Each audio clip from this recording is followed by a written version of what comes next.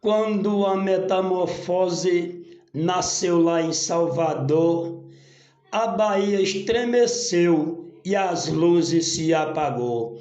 E de repente aparecia aquela voz doce e macia, dizendo que nasceu Raul, o filho do rock and roll. Manuelson de Pesqueira.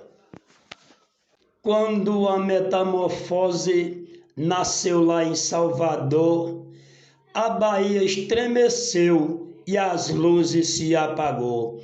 E de repente aparecia aquela voz doce e macia, dizendo que nasceu Raul, o filho do rock and roll. Manuelson de Pesqueira.